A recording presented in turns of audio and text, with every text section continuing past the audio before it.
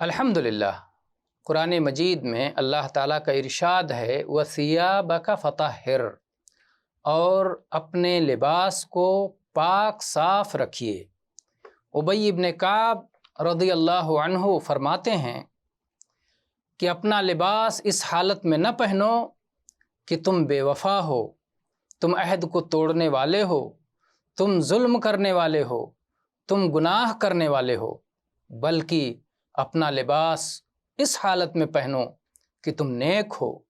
تم پاک صاف ہو، تم پاکیزہ ہو۔ اس میں کوئی شک نہیں کہ لباس کو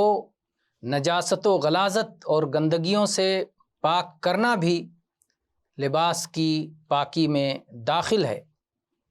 اور شریعت میں اس کا حکم آیا ہے، کیونکہ اعمال و اخلاق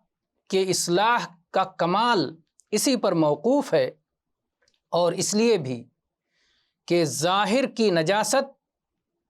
باطن میں نجاست پیدا کرنے کا باعث ہے۔ اسی لیے اللہ تعالیٰ نے ہر اس شخص کو جو اللہ کے سامنے کھڑا ہونا چاہتا ہے، قیام کرنا چاہتا ہے، صلاۃ ادا کرنا چاہتا ہے، اللہ تعالیٰ نے حکم دیا کہ وہ نجاست سے دور رہے، اور اگر کوئی نجاست لگی ہو تو اسے صاف کر لے۔ واللہ تعالی عالم، والحمد للہ رب العالمین۔